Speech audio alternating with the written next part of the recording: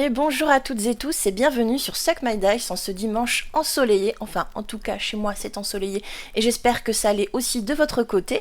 Alors à la base aujourd'hui j'avais prévu de vous parler des âmes seules, un jeu de société qui est basé sur le concept du livre dont vous êtes le héros et je n'ai pas fini malheureusement ma partie, du coup j'attendrai de l'avoir fini pour vous faire un petit retour détaillé, vraiment complet de ce que j'en ai pensé parce que je pense que c'est un jeu très intéressant.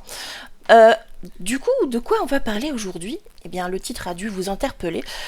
Souvent, je reçois des messages privés qui me disent comme ça Marion, est-ce que tu donnes des conseils aux MJ? Alors, ce n'est pas quelque chose que je fais habituellement, mais aujourd'hui, j'ai décidé de vous dire des choses que je pense que toute personne dans le jeu de rôle devrait entendre, simple joueur ou MJ. Pour ceux qui me suivent depuis quelques années, depuis mon blog Rose Overblog, il y a très longtemps, alors que j'étais jeune et folle, insouciante, eh bien, j'avais écrit un article qui s'appelait Le jeu de rôle, c'est comme la baise. Et depuis, je n'ai pas trouvé meilleure métaphore pour parler de certaines choses dans le milieu du jeu de rôle. Désolée pour ceux que la métaphore filée choquerait, mais je vais beaucoup parler de sexe ici et de jeux de rôle et les deux en parallèle. Donc si le sujet vous gêne, si la métaphore vous gêne, ne vous infligez pas cela. Coupez la vidéo et allez voir des youtubeurs qui sont un peu plus lisses et peut-être sans doute un peu moins vulgaires parce que je vais dire des mots qui vont pas être toujours jojo ici. Donc voilà, moi j'aime bien détabouiser, parler des choses avec humour et de manière un petit peu franche, donc coupez la vidéo si vous sentez que ça vous gêne, allez. Les autres, bienvenue, hein. On va parler de choses que je pense que vous avez besoin d'entendre pour certains, parce que des fois ça me fait de la peine quand j'entends certains joueurs, maîtres de jeu, être un petit peu sous pression et avoir une espèce d'injonction à la performance. Ce que je voudrais dire en premier lieu, c'est que le bon MJ, comme le bon coup, n'existe pas. Enfin, le bon MJ, le youtubeur, existe. Mais la notion de bon MJ est quand même très subjective. Et c'est comme le bon coup dans le sexe, et bien ce mythe de l'homme ou de la femme qui satisferait systématiquement l'ensemble de ses partenaires et le ferait jouir à chaque fois, ce n'est pas vrai, ça n'existe pas. Vous avez tous des goûts, des préférences, des sensibilités différentes et on ne matche pas systématiquement avec l'ensemble de ses partenaires ou de ses joueurs. Donc ne cherchez pas à tout prix à plaire à tout le monde, ce ne sera pas le cas. Donc ne vous complexez pas, ne soyez pas dans ce mythe de l'hyper-performance qui ferait que ce MJ serait réputé pour être le meilleur, un tel, il sait vraiment satisfaire tous ses joueurs, oh c'est incroyable, oh c'est comme ci, comme ça. Non, ça n'existe pas, il n'y a pas d'orgasme ludique systématique à chaque partie, à chaque séance.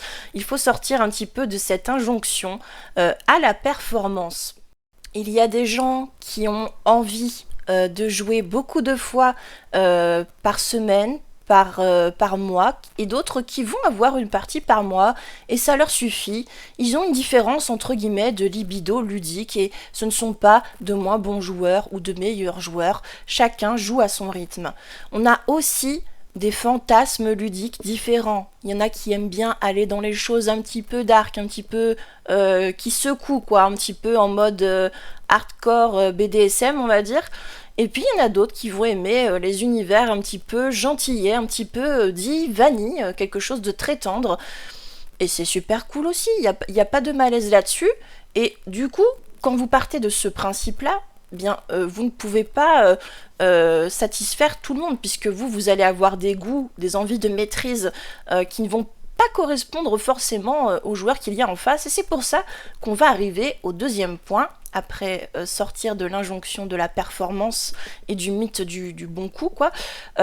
C'est le fait de choisir ses partenaires ludiques. Bon, quand tu vas baiser avec quelqu'un, en théorie, t'as eu un minimum de contact avec lui, sauf si t'es dans un fantasme de faire des trucs avec des inconnus ou un truc un peu du genre.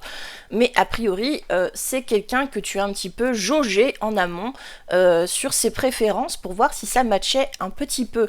Eh bien, le jeu de rôle, c'est pareil, hein. Généralement, vous avez décidé de manière commune d'aller sur un type de jeu qui va vous un petit peu vous indiquer le style, le ton que vous allez partager, et en amont, eh bien, il va falloir communiquer sur vos envies mutuelles et les choses que vous ne voulez pas faire. Donc c'est quelque chose aussi qu'on fait en général au niveau du sexe, c'est se dire oui, j'ai envie de toi, moi aussi j'ai envie de toi.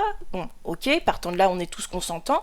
Et puis, on commence à parler de nos pratiques, quoi. Donc, si tu as en face de toi quelqu'un qui a envie de pratiquer des choses un petit peu, je sais pas, le sexe anal, et que toi, t'es pas up pour ouvrir la porte des étoiles, eh bien, tu lui dis non, lui dit bon, ok, voilà, vous accordez vos violons, on se dit ce qu'on veut et ce qu'on ne veut pas, d'accord? C'est un petit peu le contrat social en jeu de rôle. On se pose nos limites, on se dit ce qu'on veut voir, et ça c'est très important de parler des lignes et des voiles, donc c'est les sujets qu'on ne veut pas aborder, mais aussi on peut indiquer, chose qu'on fait moins, les choses qu'on voudrait à tout prix exploiter dans une partie. Donc si vous avez des préférences, si vous avez des sujets que vous voulez voir à tout prix abordés, il faut en parler aux MJ et aux autres joueurs, quelque chose qui vous ferait vraiment plaisir. Parce que quand vous découvrez par exemple un partenaire sexuel et que, bon, je sais pas, il y a un truc qui le rend dingue, ben c'est mieux de le dire. Si vous voulez vraiment prendre votre pied, il faut communiquer des deux côtés pour que la personne puisse exploiter cette sensibilité-là, d'accord?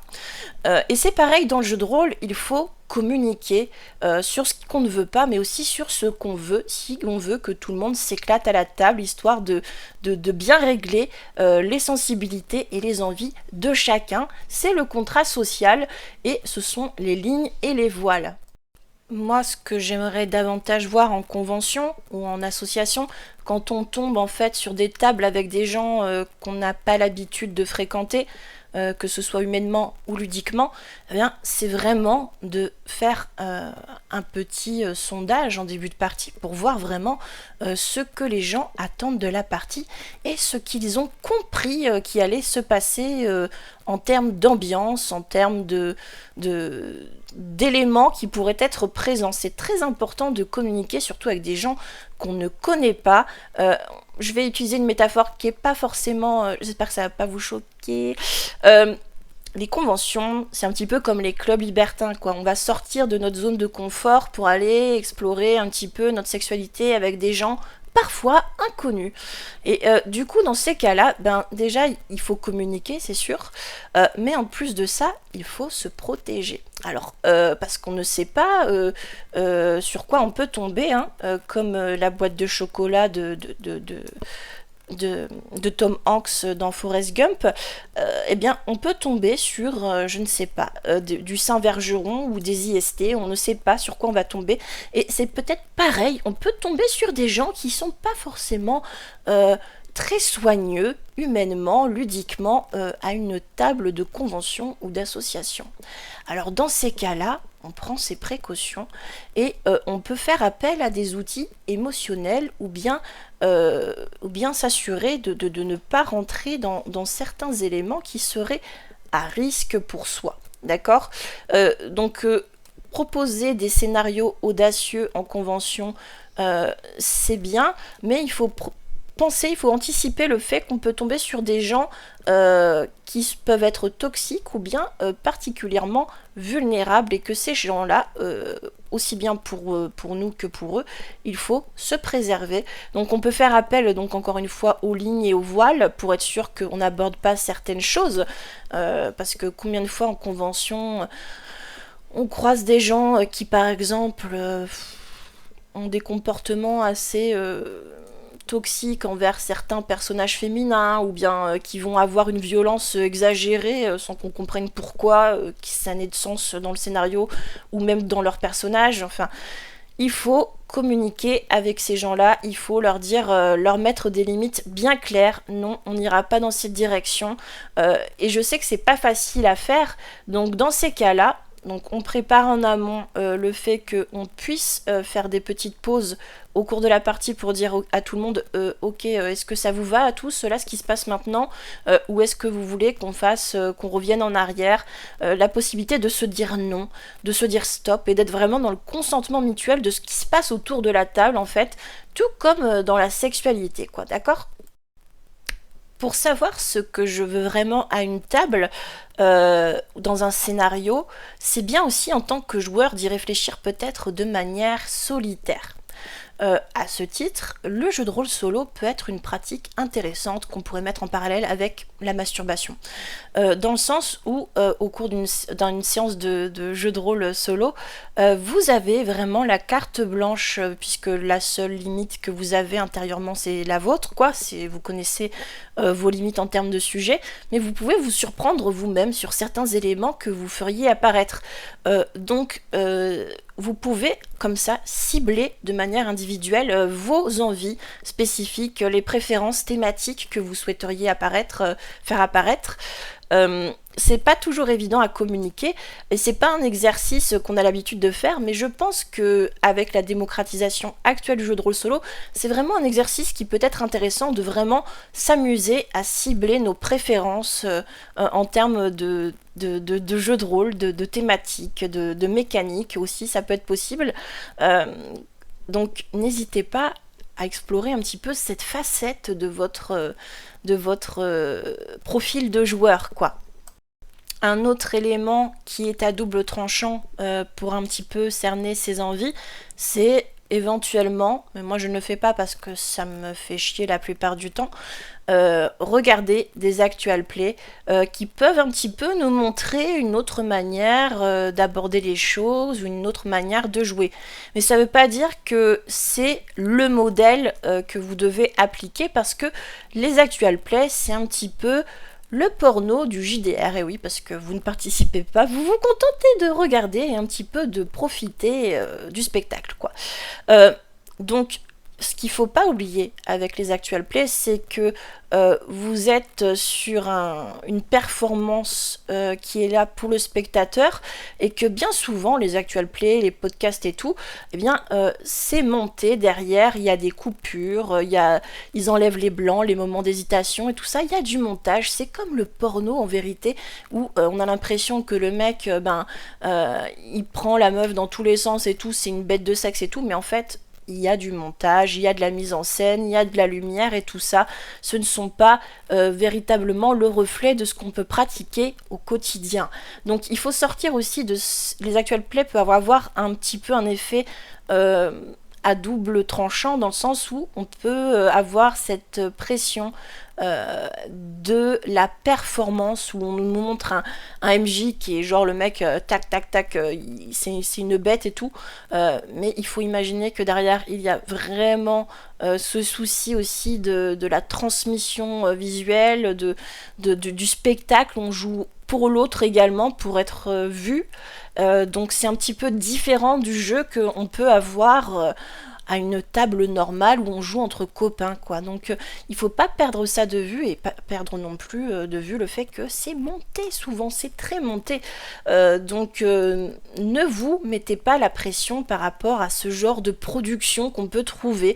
D'ailleurs, quand vous regardez en live un actual play, eh bien, vous vous rendez bien compte qu'il y a des moments de flottement, il y a des moments d'hésitation.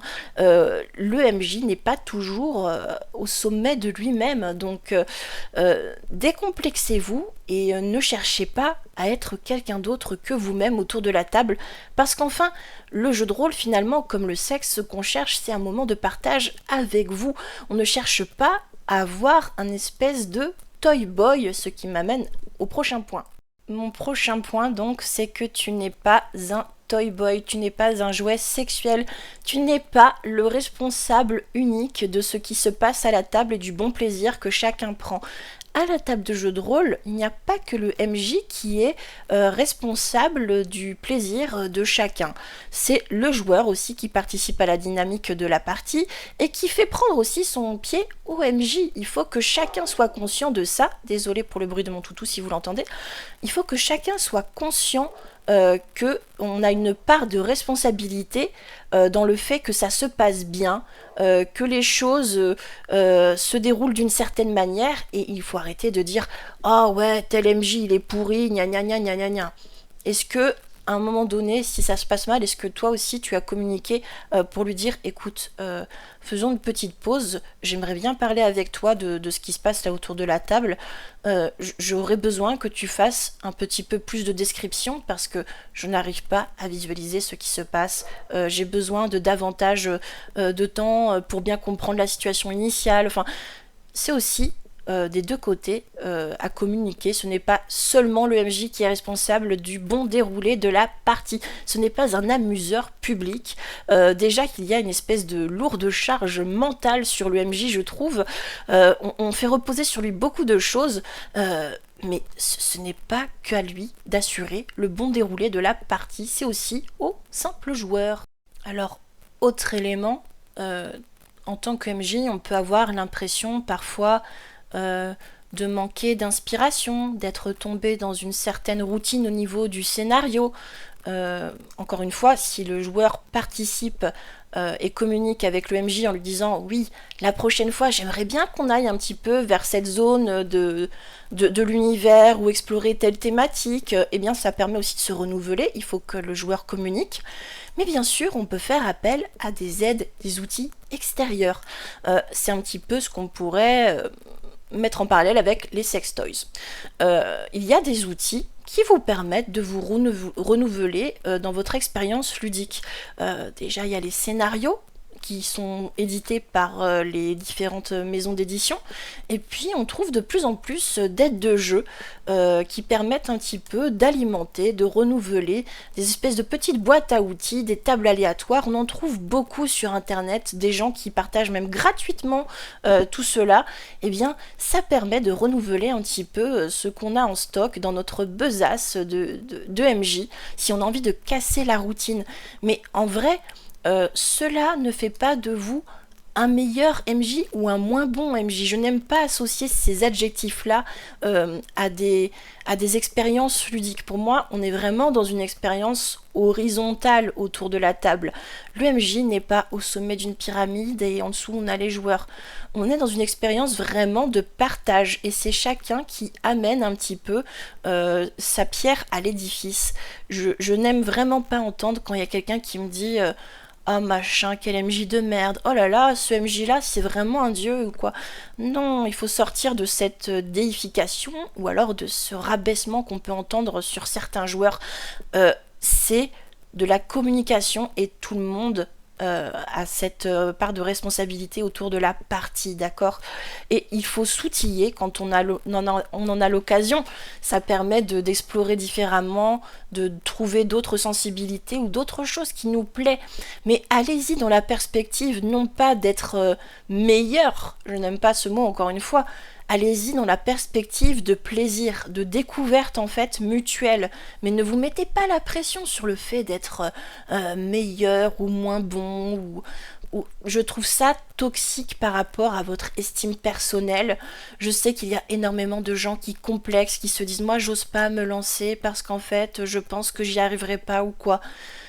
C'est aux gens en fait d'accompagner les jeunes MJ, les plus timides, ceux qui n'osent pas se lancer en disant écoute, on va y aller tout doucement, on va communiquer tous les deux, enfin tous les quatre, ou je sais pas à combien vous jouez autour de la table, mais on va y aller doucement et on va découvrir un petit peu quelles sont tes sensibilités, quelles sont tes préférences et comment toi ça te fait plaisir MJ de maîtriser et comment moi je peux prendre mon pied sur ce terrain qu'on partagerait en commun, quoi, d'accord? Parce que ça n'existe pas les gens qui matchent à 100%, d'accord? Encore une fois, L'orgasme ludique n'existe pas de manière systématique autour d'une table, tout comme l'orgasme tout court au cours de notre sexualité, d'accord? C'est jamais qu'il y a toujours systématiquement les deux partenaires qui y jouissent, et c'est encore plus compliqué quand on a plusieurs personnes autour de la table ou qu'on fait un plan à 3, à 4, à 5, à 6 si vous avez des soirées folles, quoi, mais en gros, décomplexez-vous, pensez plaisir, pensez pas performance en fait.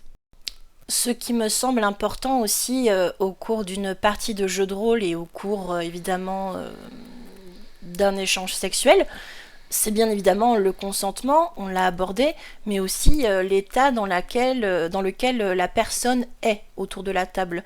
Est-ce que tout le monde est assez en forme pour jouer? Est-ce que tout le monde est dans un bon mood pour jouer? Parce qu'on sait très bien que quand on se force à faire les choses alors qu'on n'est pas dans un bon mood, ben ça donne rien de bon. Et c'est pareil au lit. Donc s'assurer que la personne elle a vraiment envie de jouer, quoi, qu'elle n'est pas dans un état de fatigue qui fait que elle va pas être dedans.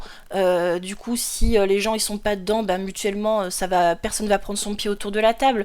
Donc ne pas hésiter à dire bah écoute là on est trop fatigué, on arrête, ne pas hésiter à dire oh bon bah moi j'ai besoin d'une pause parce qu'en fait cognitivement là c'est chargé, j'aurais besoin qu'on fasse je sais pas un quart d'heure de pause hors table et qu'on discute un petit peu parce que j'ai besoin qu'on relâche la pression, ce genre de choses. Vraiment pensez aux besoins physiologiques premiers de vos joueurs, quoi, et même en tant que MJ accordons-nous des pauses. Ne nous infligeons pas une performance qui n'aurait pas de pause pendant des heures et des heures, quoi. Ça n'existe pas. On est des humains. Le droit d'être humain, pour le MJ, c'est important. Bien évidemment, également, j'ai envie de dire qu'il ne faut pas se forcer à jouer parce que aujourd'hui, c'est mardi, c'est l'heure de la partie, en mode devoir conjugal programmé. Ne vous forcez pas parce que aujourd'hui, voilà, quand on n'est pas dedans, on n'est pas dedans. Et on dit non, voilà. Vaut mieux remettre à plus tard et que ça se passe bien et pas se sentir obligé parce que c'est le calendrier. Aujourd'hui, c'est l'heure de la pétée de René, quoi. Donc stop, ne nous infligeons pas des contraintes calendaires si c'est juste pour jouer parce que aujourd'hui c'est la date et si quelqu'un se sent mal, ben on reporte. La priorité c'est l'être humain, c'est pas le jeu de rôle. Enfin, j'ajouterai un dernier élément qui me semble important, c'est de se valoriser mutuellement. Quand quelque chose vous plaît autour de la table, il me semble primordial, tout comme au lit en fait, de dire à la personne j'aime ce que tu as fait là. J'aime comment tu as interprété ce personnage, j'ai aimé ta tirade, j'aime ton corps, j'aime la manière dont tu me fais ça ou quoi. C'est très important de communiquer et de dire quand il y a quelque chose de bien qui est fait, quelque chose qui a fait du bien à la table, qui a fait du bien au groupe, qui a fait du bien au scénario. C'est important de le communiquer, que ce soit du côté du simple joueur que du MJ. Donc voilà, pour moi, beaucoup de choses finalement reposent sur la communication, tout simplement. On n'est pas dans une moi je suis vraiment pas dans cette perspective de me dire ouais lui c'est un trop bon MJ gna gna gna gna gna gna. Pour moi c'est vraiment toxique as fuck en fait en convention quand on entend lui c'est vraiment trop bon MJ, c'est le meilleur MJ. Le MJ doit être attentif aux joueurs et bien communiquer de manière très claire, pas de sous-entendu, voilà, il faut se dire les choses clairement et c'est pareil du côté des joueurs. Donc on communique, on dit ce qui est bien, ce qui n'est pas bien. Et on n'attend pas la fin de la partie pour le faire, parce que t'imagines si tu te faisais tringler par un mec là pendant, je sais pas, une demi-heure là, et puis qu'en fait il te fait mal et tu lui dis pas quoi, tu vas ressortir de là, mais tu vas dire putain je suis traumatisée, putain j'ai mal ici, j'ai mal là, enfin, non, voilà, à moins que ce soit ton kink, bon voilà. Mais sinon, communique, tu vas pas attendre de passer 4 heures de jeu de rôle, 4 heures de partie où tu te fais chier, ou est-ce qu'il y a des sujets qui te mettent mal pour en parler. Et si jamais tu n'oses pas, n'hésite pas à demander une pause et puis à en parler à une personne autour de la table qui te semblerait un petit peu plus à l'écoute, dans l'empathie, mais vraiment, je suis contente parce que je vois que ces dernières années, on a vachement évolué sur ça, sur le fait de pouvoir dire oh, non, ça me va pas. L'air de rien, on a fait d'énormes progrès sur le fait d'oser communiquer au MJ certaines choses. Et je pense que maintenant, il faut qu'on prenne l'habitude de dire je veux faire ça avec toi, je veux qu'il y ait quelque chose qui se déroule de telle manière, sans prendre le pas forcément sur le scénario, quoi. Mais comment dire, là aussi, le scénario, on aborde un autre sujet, mais le fait d'avoir un scénario couloir où en fait tu ne laisses pas de place à la liberté vraiment de ton joueur, est-ce que c'est si intéressant que ça? Surtout que maintenant on propose beaucoup de mécaniques de jeu qui permettent d'explorer de manière plus libre, d'improviser et qui te proposent des outils qui permettent d'étayer ça, de t'accompagner en tant que MJ. Est-ce que c'est vraiment bien de faire des scénarios couloirs là où vraiment l'autre n'a pas vraiment sa place, son mot à dire puisque tu as prévu tout de A à Z c'est un petit peu chiant quoi, non, c'est un partage le jeu de rôle, on va ensemble quelque part et c'est les deux qui vont créer l'issue de ce chemin. Donc voilà ce que j'avais envie de dire par rapport à la maîtrise et au déroulé des parties de jeu de rôle. Je sais que le titre peut choquer, je sais que peut-être il y aura des choses qui vous auront fait tiquer ou sourire, j'en sais rien au cours de cette vidéo, mais moi c'est la manière dont je perçois les choses. On est autour de la table de manière horizontale et il faut arrêter de se mettre la pression, de se flageller parce que on a l'impression que la partie s'est mal passée ou quoi. Non, il faut être vraiment dans la perspective que chacun endosse un rôle et que on a tous notre impact sur la partie et que le MJ n'est pas un toy boy.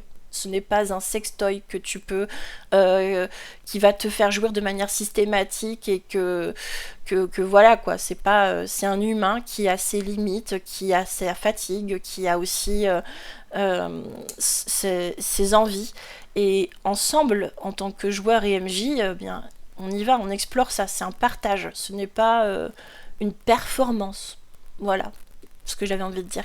Donc j'espère que ça aura pu aider certains d'entendre ça. Et les autres à qui ça n'a rien fait, bah, c'est pas grave. Hein. Mon avis n'est que mon avis, ma vision des choses n'appartient qu'à moi. En tout cas, je vous dis à lundi ou mardi pour vous parler des Absols, et puis d'ici là, prenez soin de vous.